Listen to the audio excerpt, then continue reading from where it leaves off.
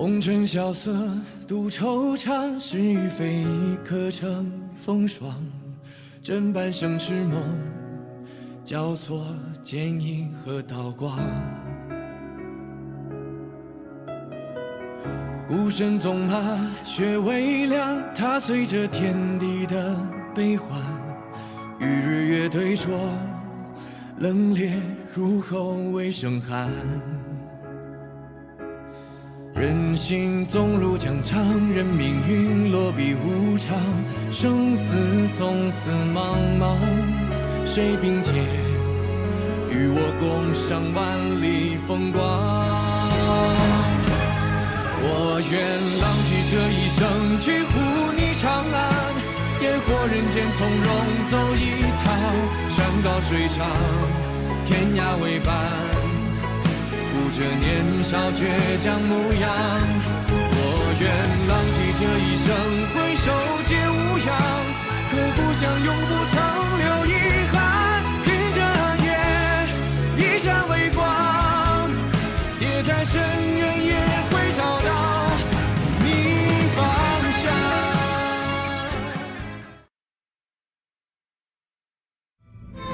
我求求你了，文人，你醒醒！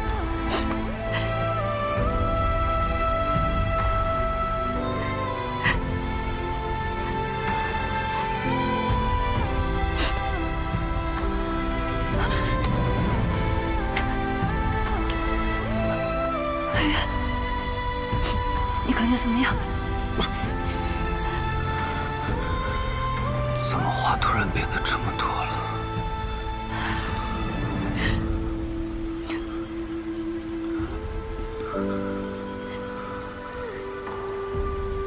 只是为了天下百姓吗？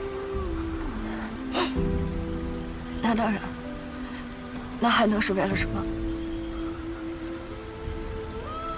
若是为了你呢？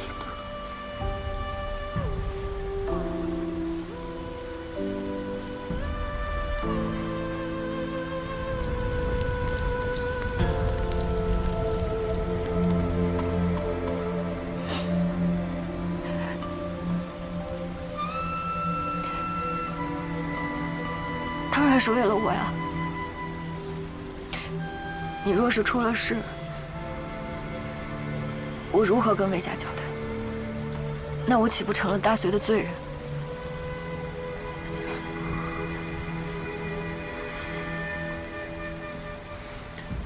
你放心，大仇还没报，我不会这么轻易死。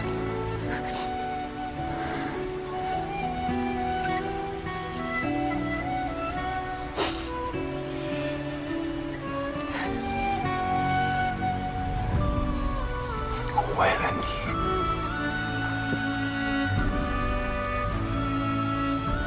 我也不会。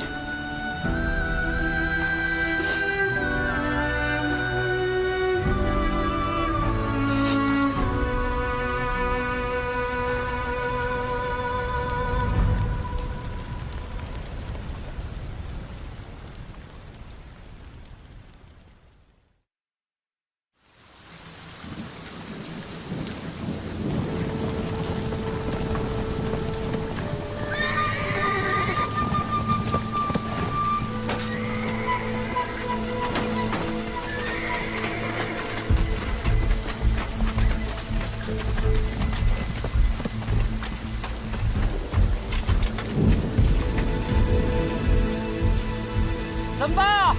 这一路追过来，没有发现任何踪迹，现在就剩这个悬崖了，总不能俩人双双跳崖了吧？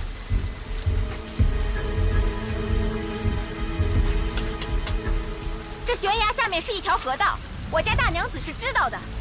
兴许娘子还有魏小侯爷遇到追兵太多，悬崖虽险，但也未必没有一线生机。哎，婉月小娘子，那可是魏小七，那么步步为营的人，能跟你们魏大夫人胡闹啊？兵行诡道，我家小侯爷并非是单板之人。就是。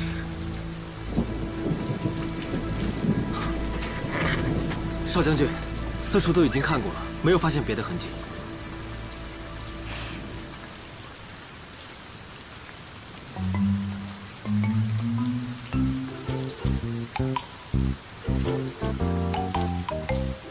书童里可有妙计？楚少将军，聪明人，走吧。放心吧，本大师出马，一个顶俩，保证把他们全虚全影的给你们带回来。瞧，罗京仪，有眼光啊！不过我设计的这款罗京仪跟普通的大有不同。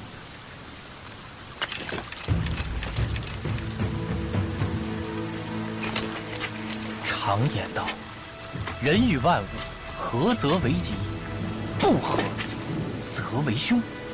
你们注意看，我这罗京仪上的指针没有明显异动，这就说明了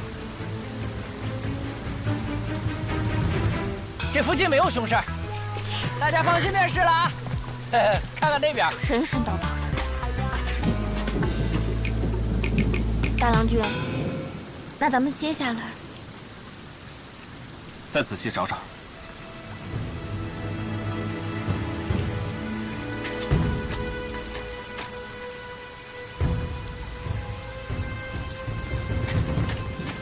哎，你这指针，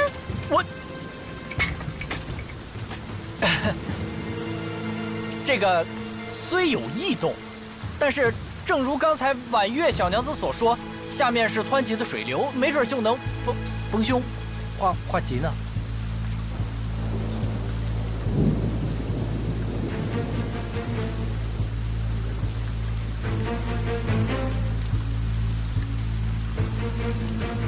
婉月，你对这一带熟悉，领我们下去看看。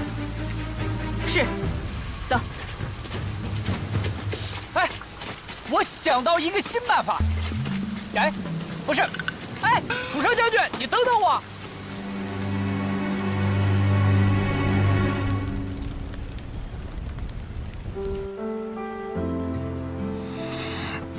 微月，微月，不能睡啊！你现在不能睡，坚持一下。要不，你跟我聊聊天吧，好不好？我们说说话。小心。好。慢点。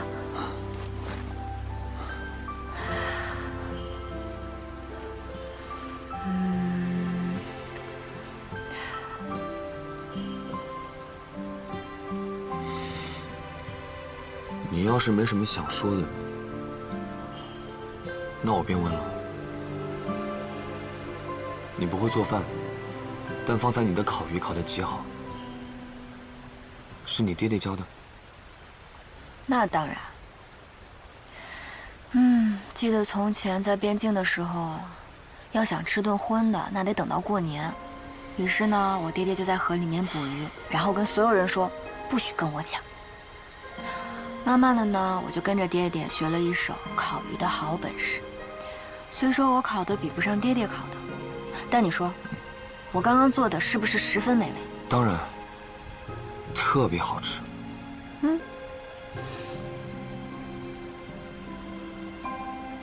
你很像你爹爹。他也这么说过。我爹爹说，孩子们当中，我是最像他的。像什么？像他，胸无大志，只愿天下太平，便可好吃懒做，闲散一生。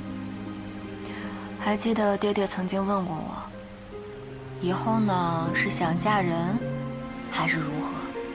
我便只跟他说，我呢以后要找一个鲜为人知的地方，依山傍水，四季如春。有屋顶为我遮风挡雨，有院子可以仰望繁星，一日三餐平淡足矣。哦，现在还要加上小七陪我一起。小七？小七又可爱，话又少，还可以帮我赶麻雀，多讨人喜欢啊！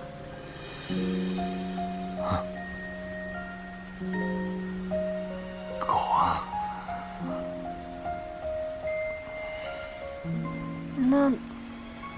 那不然呢？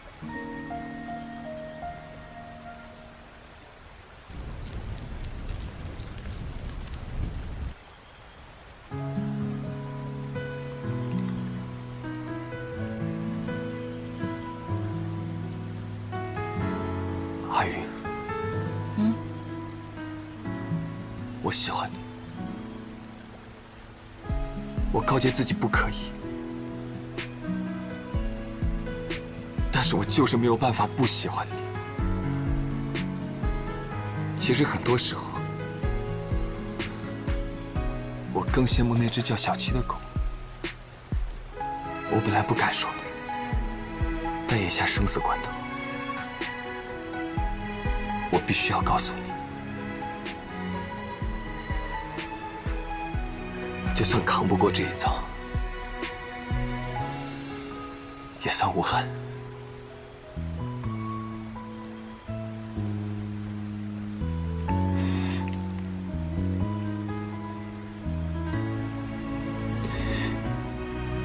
我希望你以后的日子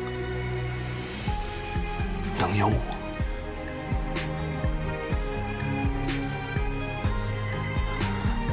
阿云，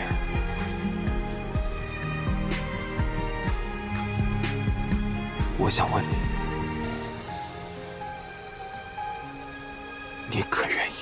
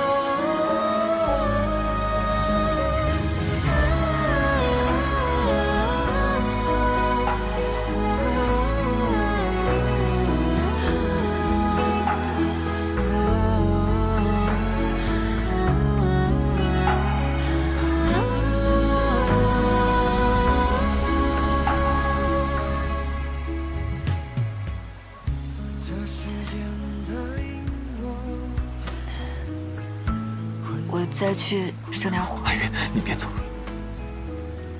谁又能挣脱命运缠绕纠葛，无可奈何。爱与苦没经过，你是你，我是我，只怪温柔心。你先好好休息会儿，我去捡点柴火。心事逐渐泛起烟波，怎么相逢邂逅了山河，擦身而过，等你我被时间参透。如烛火般守候，比月光更温柔，深海从不说藏在我胸口。为何故事的段落写满离愁，因回忆在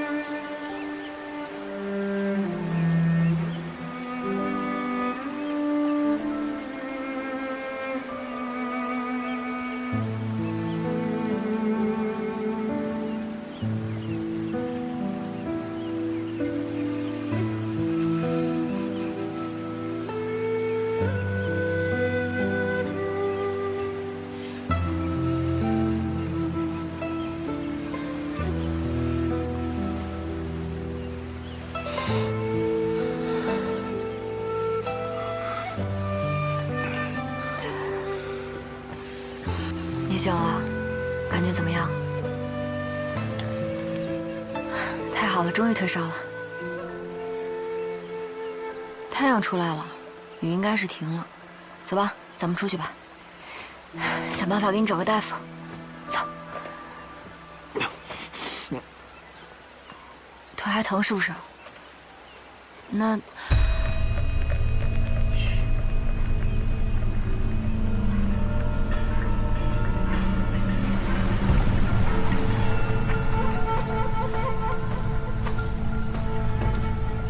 什么人？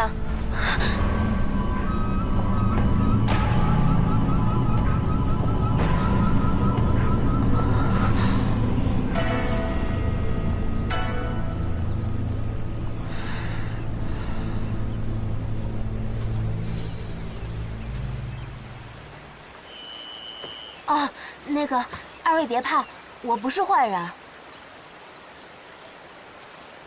你是？我是附近村子的村民，我姓沈。这片林子十分偏僻，很少有人出现。这相比起我，你们突然出现在这儿，倒是更可疑些吧。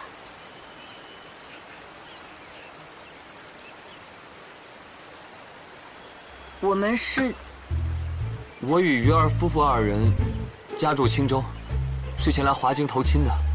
路过平津崖的时候，不小心遇上了一群杀人越货的山匪，不仅是被抢光了身上的钱财，还被一把推下了山崖。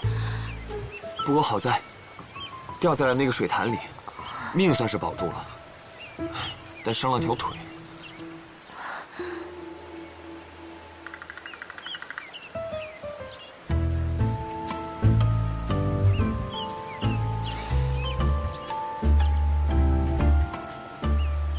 不知沈娘子村子里可有郎中？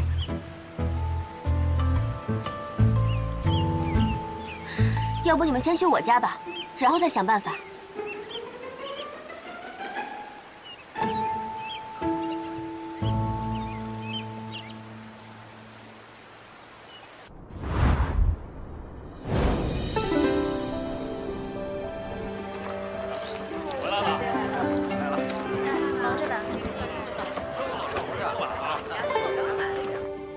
于小娘子，麻烦你把你家夫君伤口的包扎拆开，让我看看伤口的情形。嗯。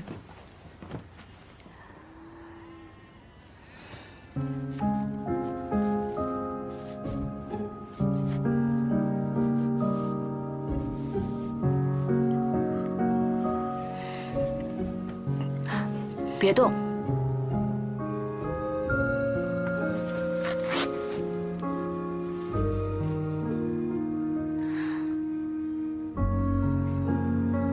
淤青得如此严重，你不用太过担心了，是因为伤口太深，好在这些血已经被及时止住了。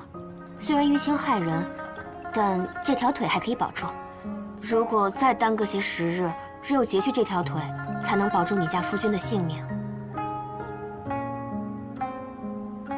沈娘子，我家鱼儿胆子小，你们要吓唬她。哎，别乱动！我虽只是个村妇，可比你这更严重的伤我是见过的。那个人就是因为救治不及时，所以才截去了腿。我知道你是怕你家小娘子担心，如果因为逞强不去医治，只会把这个小伤拖成大伤。沈娘子可是有医治的法子？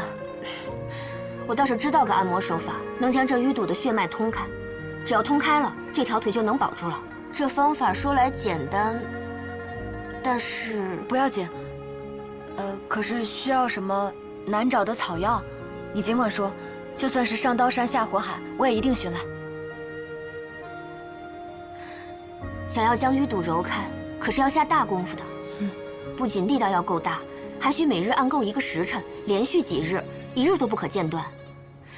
你们若愿一试，我就把这个按摩手法交给你家小娘子，你来给你夫君按。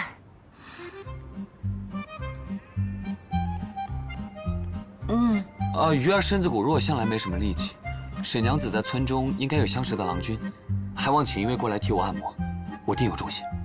这按摩疗法并非一日之功，你找个旁人来按，哪有于小娘子来的方便？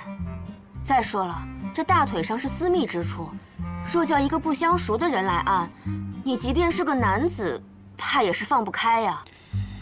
再说了，你们都已经是夫妻了，那些亲密的事都做过了，也没什么可顾忌的。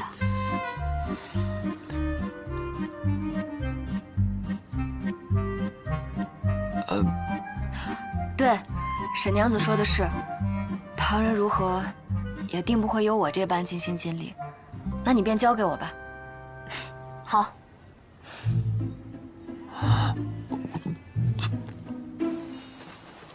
去里面看看。好。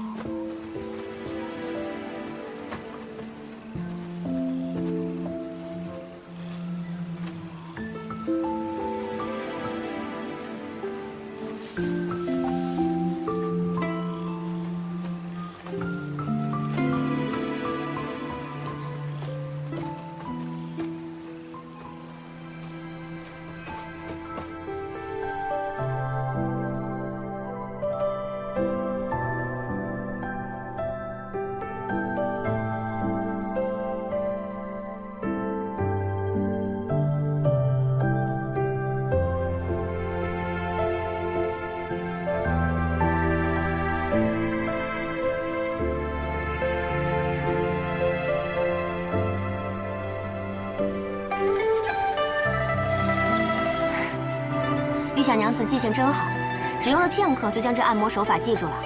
那既然这样，我就先出去了。今日只需再按半个时辰，连按几天，你家小郎君的腿啊就能保住了。多谢沈娘子。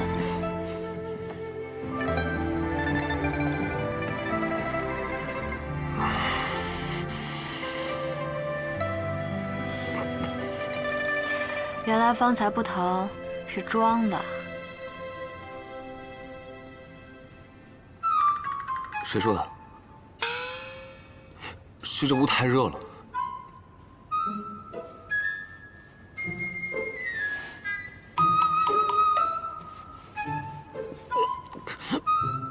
疼？不疼。不疼？怎么会没感觉啊？你放心，就算是我这条腿废了，我也是堂堂魏家儿郎。我放什么心啊？我担心的又不是这个，我是怕给你按错了，你这条腿真的废了，以后怎么办？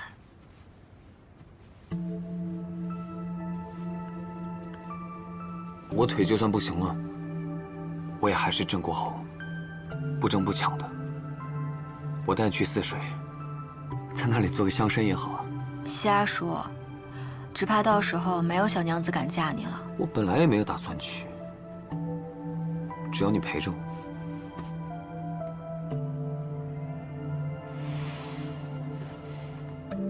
不如你养我，养我一辈子。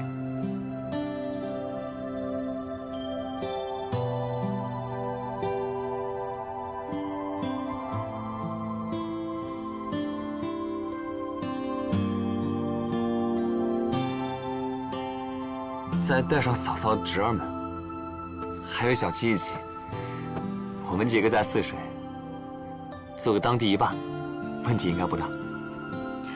你怎么会如此没出息啊？说出来，鬼都不信。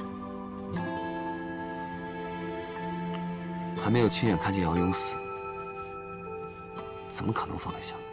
这个姚勇在华京潜伏多年，背后势力庞大。若非我们这次发现了端倪，恐怕这些人要吞噬了华京。待我们这次回去，定要揪出他背后之人。天子脚下还敢这么放肆，害了这么多人的性命，我定要亲自杀了他才行。目前来看，这个村子还算安全。待会儿我想个法子，给大哥递封信出去，让他放心。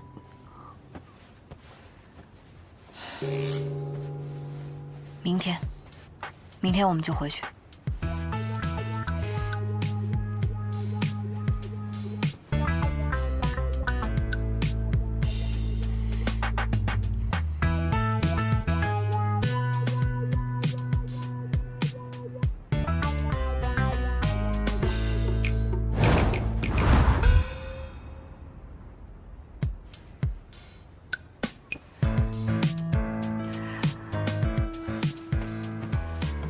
其实我觉得今天按的差不多了，我也好多了。是，我也觉得时间应该也按得刚刚好了。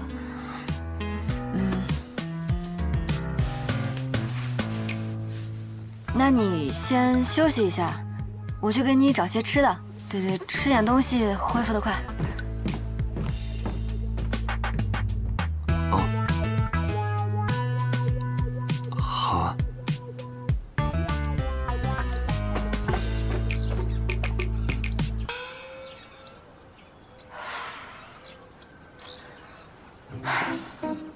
楚瑜，你的小脑袋瓜到底在想什么呢？你方才在治病，在给魏运治病呢。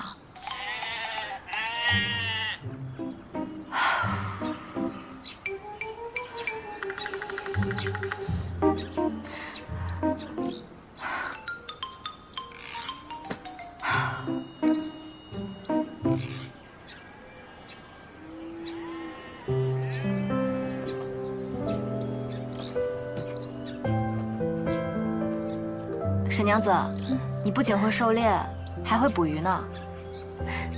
这是隔壁王大娘托我做的。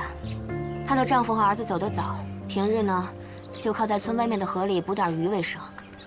这河里的鱼小，外面的网又网不住，所以只要这网破了，都是我帮她捕的。沈娘子真是心灵手巧。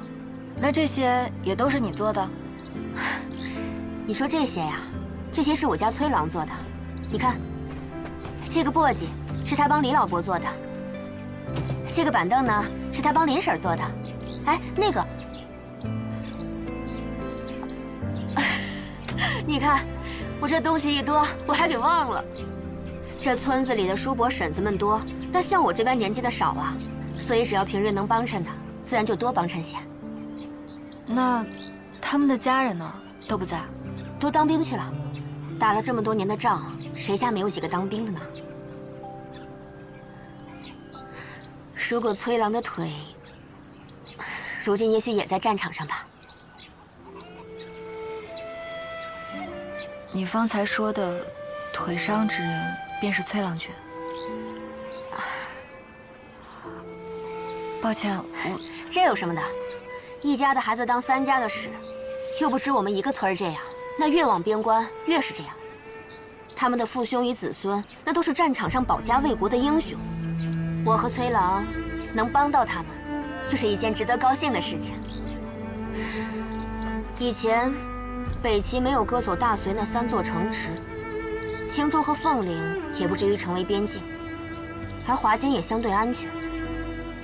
可现如今，等什么时候不打仗了，才是一件值得人人都高兴的事情。会的，一定会有那一天的。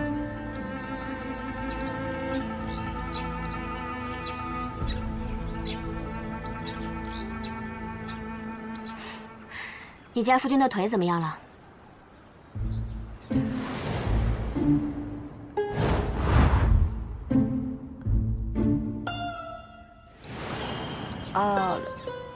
方才按过，似是有些效果。哦，对了，沈娘子，村中可有往城中送信的途径？明日我们便走，但是七郎的腿脚不方便，我想先送个信到城中亲戚那儿，让他们接应一下。有是有，可是你家夫君的腿还没好，还需要静养几日。况且这近来的天气也不好，如果这个雨水碰到伤口的话，那伤势会加重的。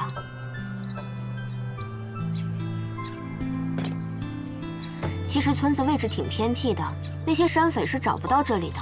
等你们家夫君的腿好了，再走也不迟啊。不怕一万，只怕万一。那些山匪要的是钱，他们在村子里搜不到什么值钱的东西，自然就走了。余娘子不必担心，安心住下便是。如此，便有劳沈娘子了。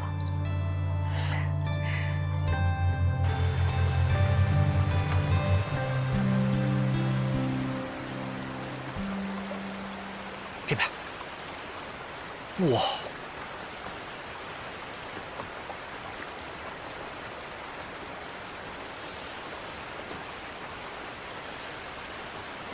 嗯。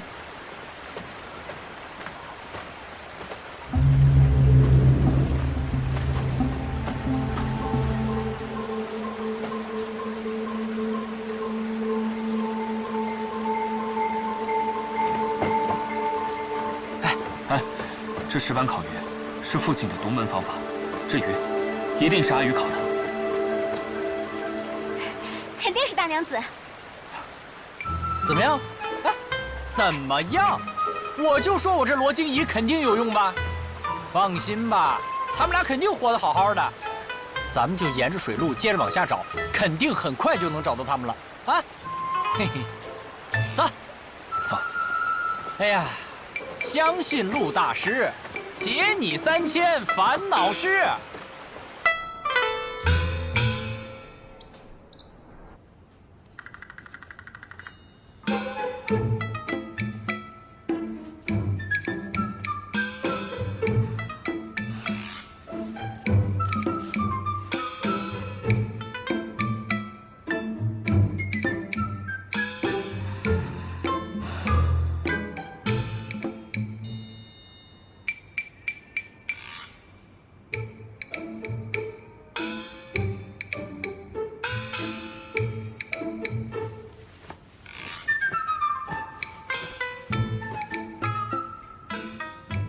七郎，腿感觉如何了？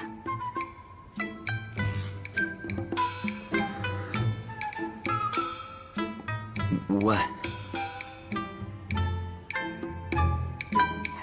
我就说嘛，七郎年轻，恢复力定是很好的。如此，我便放心了。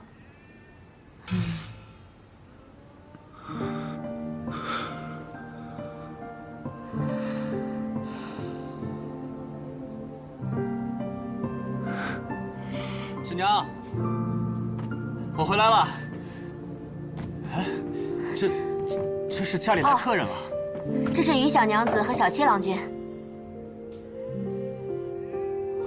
放心吧，不是坏人。啊，哎，请坐，请坐，坐坐。哎，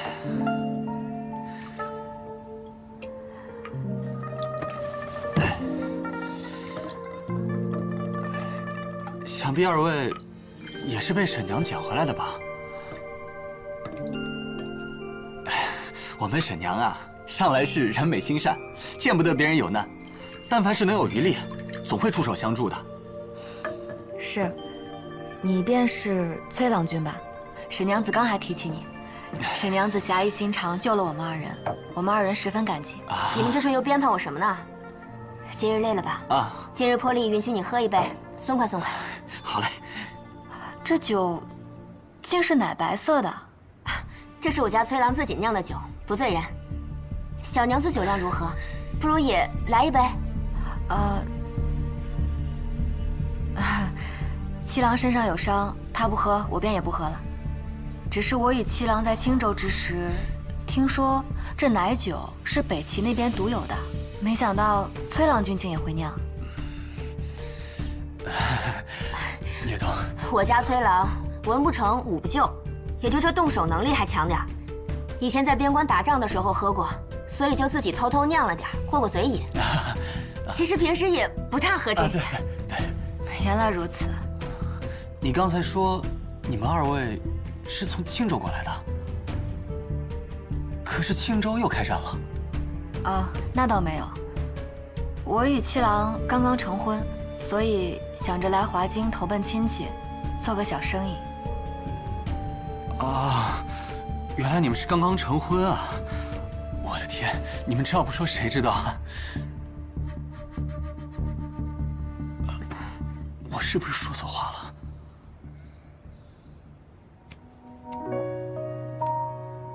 鱼儿面子薄，不爱在人前与我亲近，所以我与鱼儿之间，向来是我更主动些，让你们见笑了。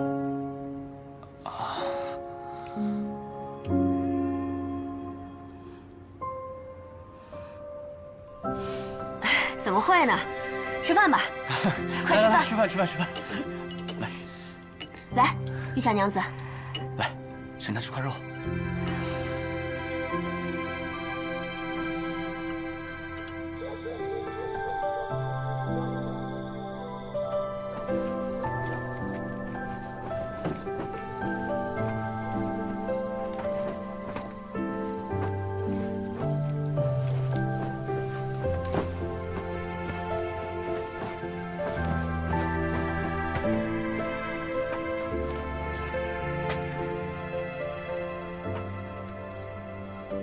鱼儿，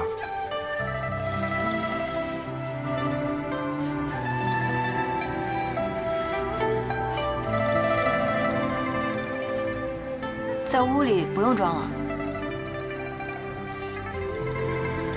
想什么呢？啊，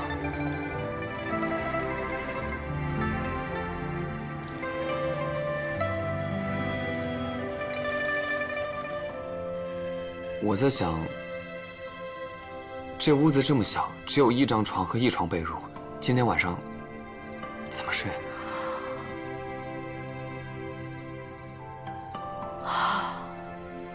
还真是，你不说我竟没发现。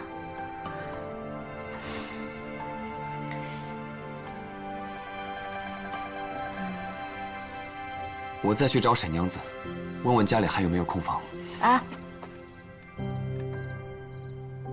哪有新婚夫妻分房睡的呀？再说了，方才在餐桌上，你应该也听到了。这个崔郎君竟会酿北齐的奶酒，那么他极有可能就是北齐人。虽说沈娘子救了我们，但这崔郎君很明显不太相信我们的身份。防人之心不可无，咱们还是小心为妙。我再去要床褥子，今晚我睡地上。不行，地上湿气重，你还有伤呢，怎么能让你睡地上呢？而且这地上脏。被褥放在地上，明日沈娘子他们一看，不就什么都知道了吗？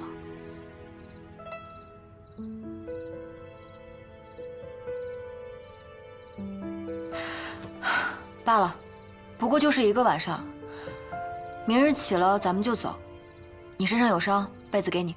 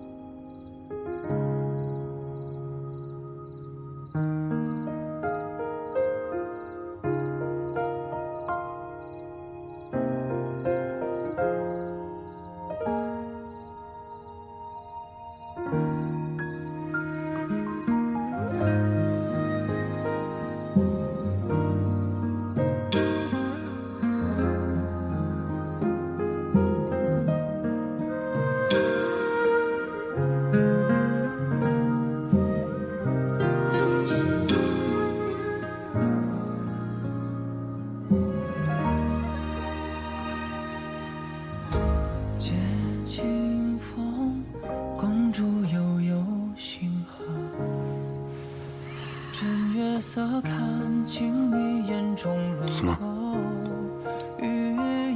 做噩梦了？你怎么还没睡啊？我这世中有太多生与他，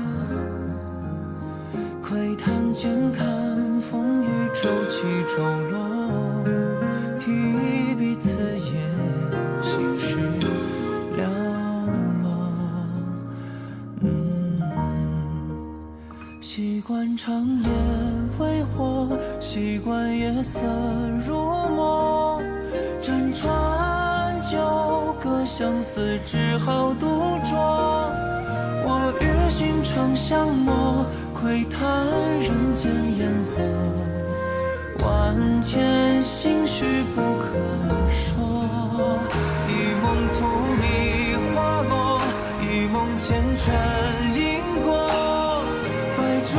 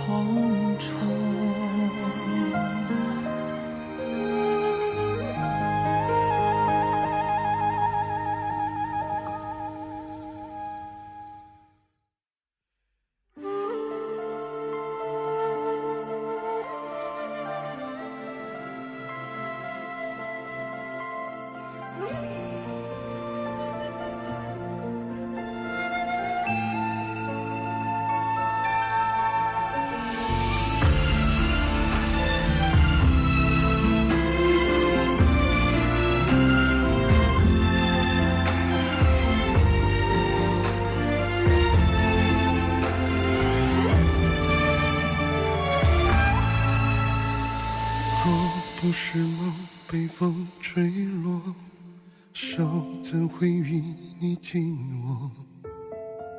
把这月光映入暮色，听心跳想要说什么？谁将思绪燃起烽火，又照亮你的轮廓？看这一路荆棘踏破，苦与乐也都被铭刻。就让你眼底的炽热，融化这乱世的阻隔。前方风霜雨